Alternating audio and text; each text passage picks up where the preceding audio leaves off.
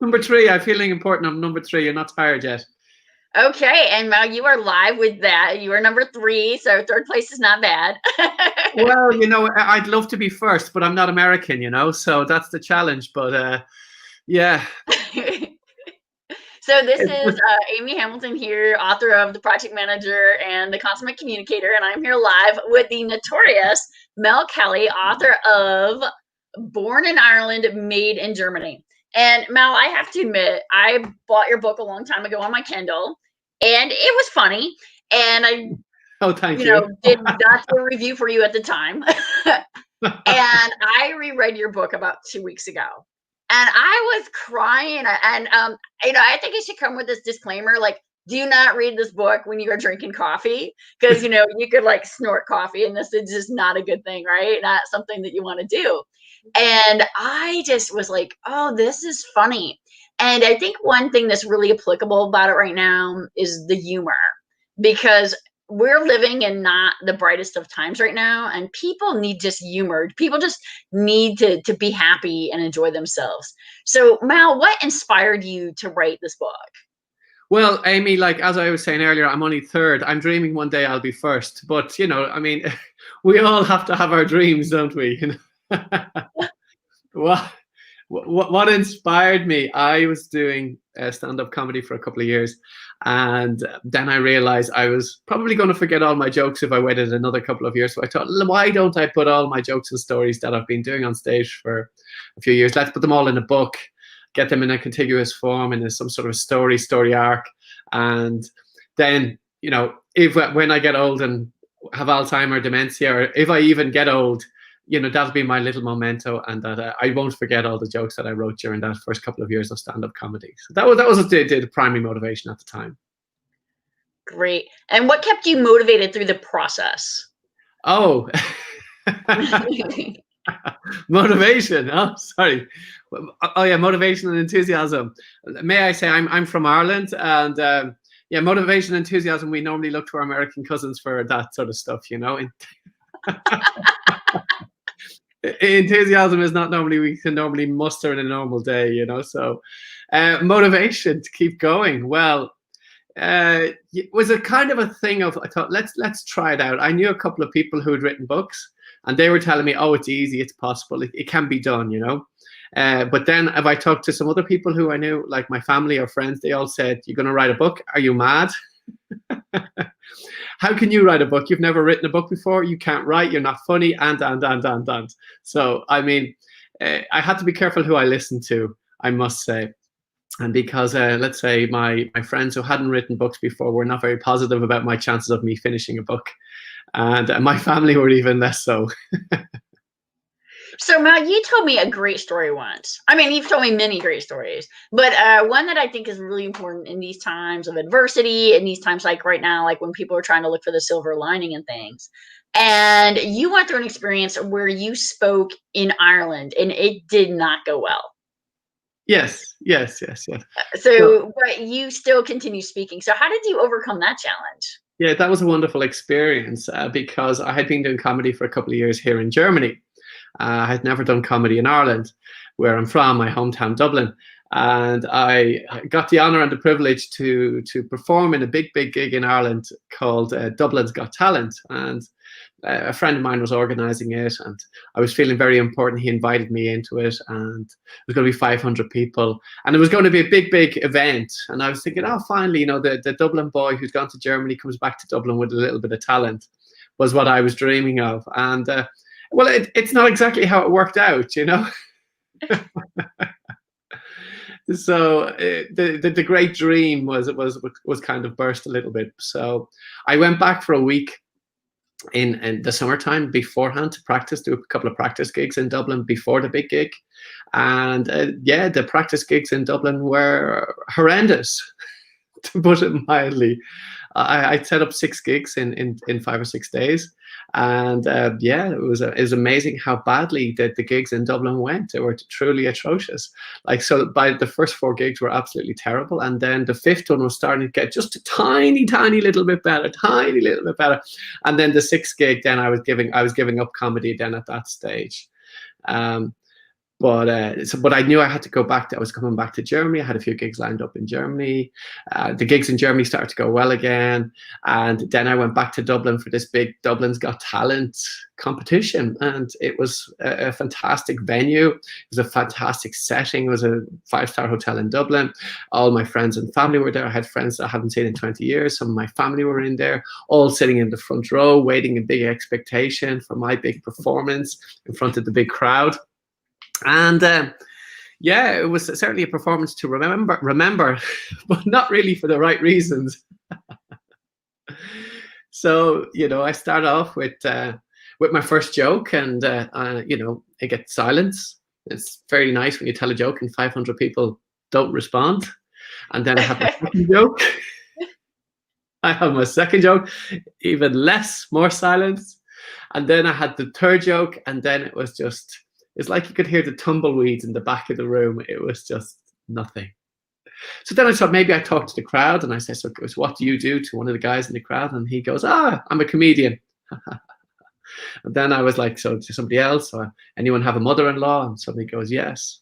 And I'm going, okay, this is starting now. Oh, but she died last week. And I'm like, oh no. I was planned to do 10 minutes. So after about 6 or 7 minutes, it really wasn't working very well. So I was then, you know, had given up to myself and decided it was time to get off stage. But then to make it even better, there was a jury on stage judging us, and then telling us, you know, about how good or bad we were and all that good stuff. So that was fantastic. You know, when you're on stage in front of 500 people and you're after bombing badly, all you want to do is run away and cry. And now you have to stand up there ready for the public judgment and execution. But Mal, you overcame it, and then you went back to Germany and you started doing comedy again. So yeah. What's your advice for people who face something like that? Just keep going? Yeah, yes and no. I mean, you got to be, I suppose, a little bit stupid, or a little bit. I don't know what it is, but that night, maybe you got to surround yourself with the right people as well. That particular night in Dublin, I had a mentor, a comedy mentor with me, a guy called Kieran McMahon, and I'd done my first workshop with him a few years earlier, and when I was back in Dublin, he was helping me out, and that night he was there at the gig, and you know, afterwards I was talking to him, and I was like, oh, what could I have done, what couldn't I have done, and you know, we were kind of shooting the breeze on that, and anyway, we had a few pints of Guinness, anyway, drowned the sorrows and all that good stuff. But then he said, one more thing you got to do. So he said, I wasn't leaving Ireland for another few days. So in 5 days' time, which is going to be Tuesday after the Thursday, said, you got to do a gig, one last gig before you leave. And I said, no, I'm most definitely not doing another gig, you know. And he said, I'll tell you what, I'll sign you up for that gig. And on Monday, you can choose whether you do the gig or not, right? Because he knew that if I left Ireland that wounded and traumatized, I probably would never do comedy in Ireland again.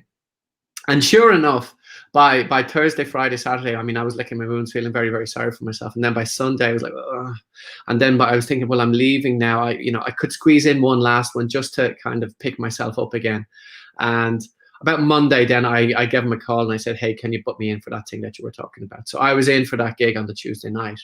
And what was really nice then, what was nice with that particular gig, by him, well, he kind of twisted my arm to do it, and then I finally agreed to him to twist my arm.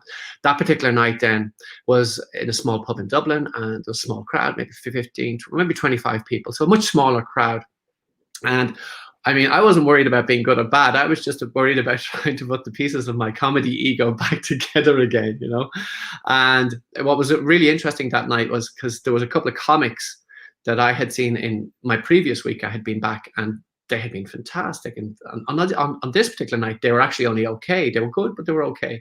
And then I went on, I did my set, and actually it went quite well. Now, I wasn't worried about it being good or bad. I was just wearing a couple of laughs, and then I can go home without crying myself to sleep tonight. And then, but it was a competition that night. Actually, they do a crowd vote for who was the best comic of the night, and the crowd vote came in. And who was voted number one on that particular night? It just so happened that it was me who got voted in with the audience vote. So it was like from one of my biggest disappointments on that previous Thursday, bombing and crashing in front of 500 people, to actually coming back up again to winning a little small competition. So Lucky Duck is what they call it in the Halfpenny Bridge in Dublin. If you're ever there, check it out. The Halfpenny Bridge, great comedy club. But with the support of a mentor, he convinced me, twisted my arm to come back to a gig. He was actually moderating that night as well, so he was kind of encouraging me along. And then finally, the audience vote came in. I actually won the thing that night, so it was a little bit of belief was back. After all belief being taken away, suddenly I got a little bit of belief back again. And so the key there was for me was to have somebody around that can support you. So somebody who's been on the journey a bit further than you maybe, or somebody who can encourage you on that journey. And so this was this guy, Kieran McMahon, who was most definitely the only one who kept me on the comedy road at that point in time. And so surround yourself with people who can help you and encourage you, and are willing to push you forward on that journey. Now, and Mel, you bring up some great points. You recall 100,000 years ago when I was writing my first book, you were also in the journey of writing your book. And so Mel, you're also planning a second book at this point. Do you want to talk about that at all? Yeah. Well, I like to can I go back to one thing that happened on my journey with the first book? Yes, let's share your journey with the first book before we move to the second one. Before we move to the second book. So just for me, it was a fascinating journey because this is the fantastic book. Born in Ireland, made in Germany, absolutely fantastic book. This is up there with, J.K. Rowling's, Harry Potter's. I mean, come on, this book is a literature, a classic literature for the centuries. Seriously though, if you like books like Standing Next to a Naked Man and those kinds of books, I mean, this is a very clever, witty book. And it's hard for me to give you compliments. So Mel and I have a very, very long-standing rivalry to the audience, and so just know that is said with sincerity and with all love in my heart. But so Mel and I have been rivals for a long time in a very friendly way, but he was kind enough to be on the show. So super fun to have him here. But Mel, what was your journey with the first book? Well, I had a very interesting one because basically what I did at the start is I had basically all the stuff I was doing on stage, and I thought, okay, it's working on stage, it's getting good reaction, so I can put that into a book. And so I had a guy help me polish up the writing, and so that was all very good. And then I submitted it to the beta readers. So it was part of the process. So I thought, okay, a beta reader, I'm not sure if people know what a beta reader is, but it's like a quasi editor, like a pseudo editor. I think in English we call them beta. Yeah, but you don't speak proper English. You know that. You speak American. Beta readers. But please, Mel, continue. I submitted the book to the beta readers, okay? And it was very interesting because this is the step before sending it to the editor. I thought the book is good, it's polished, it's I was very happy with it. And I sent it to 4 beta readers. Next, you're going to talk about football and soccer, are we? Soccer. My goodness me. So that what was I going to say? Yeah, I submitted to the 4 beta readers as a preliminary step before going to the editor. And 3 of the beta readers came back and they were very happy with the book. They said, oh, this is very fun, this is very good. And they had some good advice and feedback on maybe change the structure of this, change that, change that. One beta reader came back and he said, this book is appalling.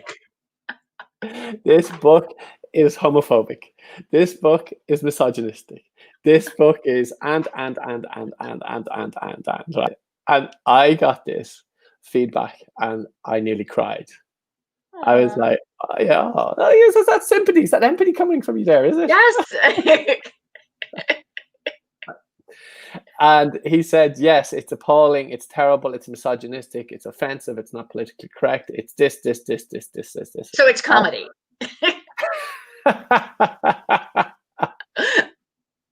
So I was highly distraught when I got this feedback. So I took on board the feedback, and for about 2 days I took it like a man, and I went to my room and cried, and and then I thought, is there any value, or is there anything of value in what he's actually saying? And it was kind of interesting then, because when I took out all of his emotional stuff. So for example, he said some of the stuff was misogynistic, or some of the stuff was homophobic, some of the stuff was this. So I have some gay friends. So I checked with some gay friends, and I sent the sections of the chapters to some of these gay friends, and I say, look, guys, is this homophobic? Is this funny? Not funny. Homophobic? Not homophobic. Because as far as I was concerned, but again, what would I know, right? So I checked with a couple of friends of mine, and they came back and they said, thumbs up, don't worry about it, it's absolutely fine. I said, okay, that's good. I got the homophobic thing ticked off, right? Misogynistic. Okay. Had a couple of women I sent it stuff to as well. Like, they were part of my process as well of helping me create the material. I said, is this misogynistic? And they're like, no, relax, it's not misogynistic, right? And I'm okay, we've got two of the major ones. And I don't know if racism was in there as well. I'm not sure. But anyway, but I was like, no, I don't accept that one here, you know?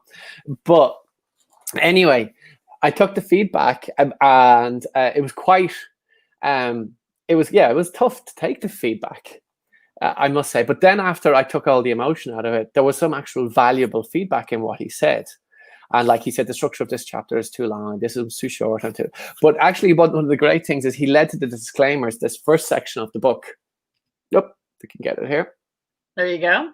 He inspired my disclaimers, my important disclaimers, which basically says, if you are looking for a politically correct book, do not read this book.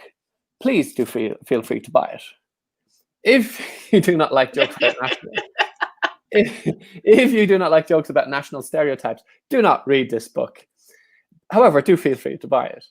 If you are a sensitive soul, do not bother reading this book, but of course, feel free to buy it anyway. And this was the other thing he said. He said, do not publish this book because it will ruin your reputation. Right? That was his parting comment on the beta reader. He said, he was not Irish, was he?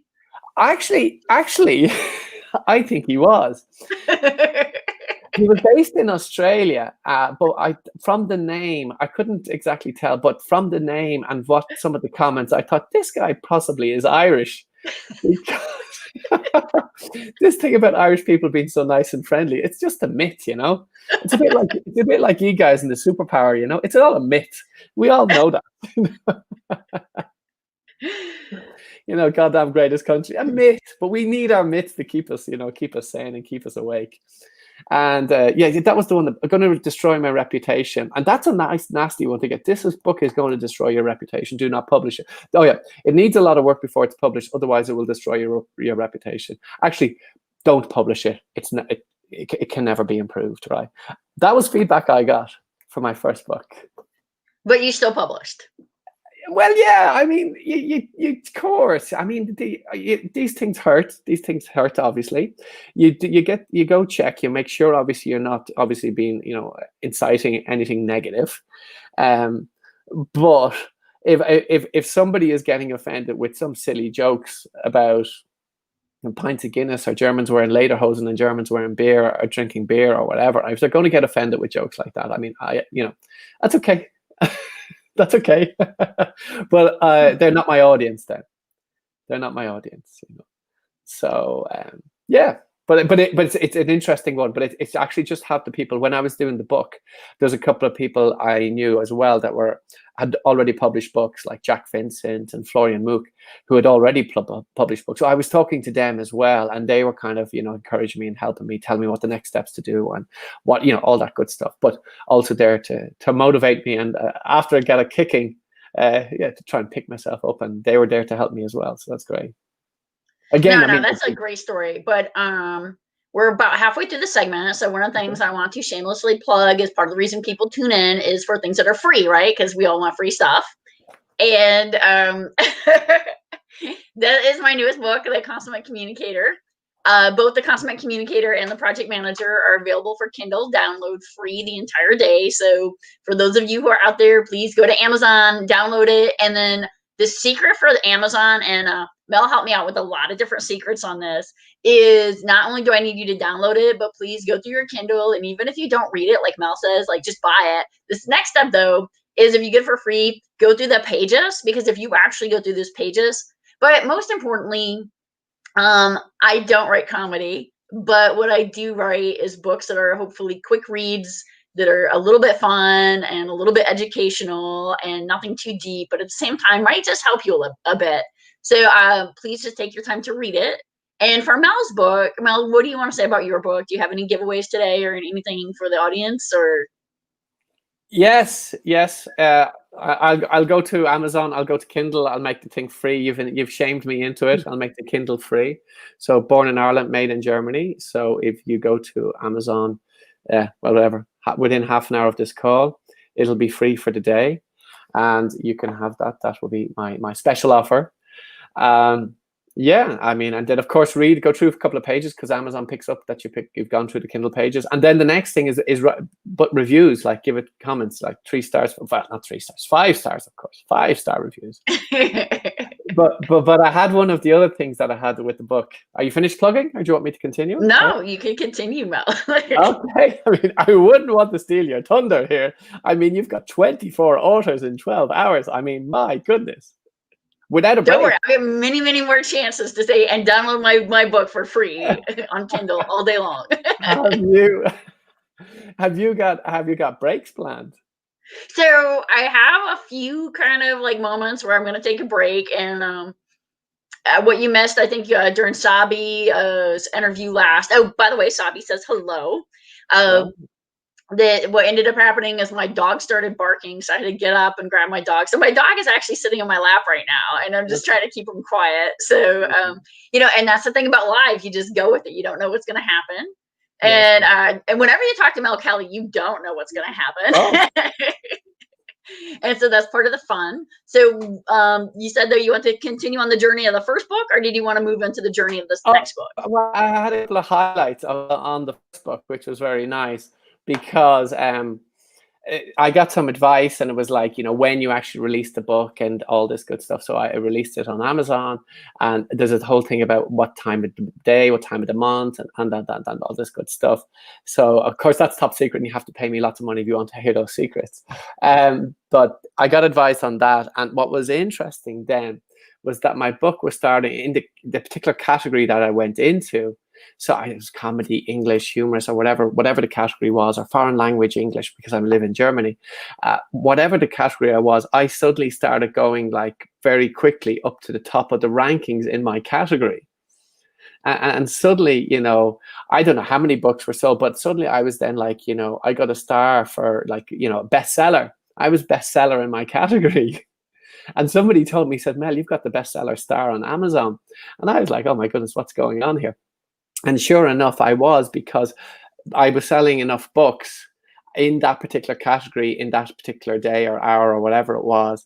And suddenly I was in the bestseller category. And I was then able to compare myself. I started off at 50 or 50th, and then I was up to 30, then I was up to 100, but I was starting in other categories. I was starting to catch up with J.K. Rowling and Dan Brown, like, because they were at 1 and 5 in their category. And I was now coming from into their category as well. I was coming from 30 to 20 to 17 to 13. I think I was within 6 places of Dan Brown in terms of bestseller. So I think that was my claim to fame. I was up there with J.K. Rowling and Dan Brown, at least on the same screenshot. I was very impressed with that. I mean, come on. I'm up there with Dan Brown. Maybe that's an incredible story, and it's a good feeling when you actually see people read your book, and when people review your book. I mean, you saw this on your TED Talk. By the way, everyone, Mel also has a TED Talk. It is a comedy TED Talk, and he had to, like he said with his stand-up, is just really be prepared, because people can write some things that are a little bit hurtful, but Mel has realized, like, that's part of the process. And how do you take that and not internalize it and continue to be funny and continue? Yeah. Well, yeah. Well, the TED Talk was fantastic as well. That was a great experience. It was a big audience, 700 people. And so I was really excited to do that. I'm very honored that they had asked me to do it. But what was very interesting afterwards then was afterwards the video they uploaded the video to YouTube on the TEDx channel and all this, and suddenly it was, well, not quite viral, but it was actually getting a lot of hits. It was like, it got up to about 100,000 hits very, very quickly. So does that count as viral? 100,000? I'm not sure if that's viral. I have no idea. I didn't feel like it was viral, but I just felt like it was an awful lot of hits. I was up to 100, 150,000 hits. So at one stage, I think it's 160 now or something like that. But at one stage, I was at 120, 130. I was feeling very proud of myself. I was thinking, oh, I'm just brilliant, you know. But the great thing is then I started to read the comments that were below the video. And it's like, oh my goodness. people have time and energy to write on videos. You know, what do burnt out comics do? They give TED Talks. What is this guy is terrible, this guy is this guy is that, all these, you know, da, da, da, da, da. And it was very interesting because I had something like, I don't know, 1,500, 1,000 likes, but there was like 150 dislikes. It was something like that. So it was like 10%, 20% dislikes. I was highly offended because I never got dislikes before. Everybody thought I was sweet and charming, kind of, well, you know. But to get so many dislikes, and actually then the negative commentary beforehand or under the YouTube video, that was actually fantastic as well, because it was like, if you want to feel bad about yourself, all you have to do is read the negative comments. And the whole thing was, it was like perhaps 10% of the people who were writing negative comments, but it was like the other 90% were actually very, very positive. But that 10% really can drag you down, and it's phenomenal. But what picked me up when about that time, I was reading an article about Ed Sheeran. And so is Ed Sheeran, is he big in the US? Yeah, he's pretty big here. He's pretty big over here. He's very big in Ireland and the UK, and he sold millions and millions and millions of records, and he's on all the social media and that. But he was saying he had to come off social media because if he read one bad comment about himself, it would destroy him. Aww. So of course, all the fame and adulation that he had, and he's a hugely, hugely successful musician and singer, but with one negative comment would destroy his day. And he realized actually he had to come off all the social media because he couldn't handle the negative critique. And, well, not all the negative critique, the tiny little bit of negative critique that he was getting in comparison to all the adulation he was getting. And then I thought, oh my goodness, well, if Ed Sheeran is that upset with a little bit of critique and he's a superstar, you know, it's okay. You know, suck it up, Mel. It's okay. It's okay. So Mel, we are actually getting to the end of the segment, and we're going to have to wrap up here. So we're going to have to do a second interview sometime about your next book. Okay. But what I do want to say that's really interesting too is we actually have one of the commenters who's over in the Philippines. So when I say this is truly like a global environment now, it kind of shows you that I'm interviewing you here from my living room in America. You are an Irishman in Germany. And then one of my old friends and colleagues, a dear person of mine, Charmaine Valmonte, is a American Filipino who's back in the Philippines. So it's truly just this amazing global environment that we're in. Mel, do you have any last words before we depart? I would just say thank God to America. Thank God to America for the internet. Without the... Thank you so much, Mel. Have a terrific day. Thank you. Bye-bye. We'll do this again. You're all about book 2. Thank you.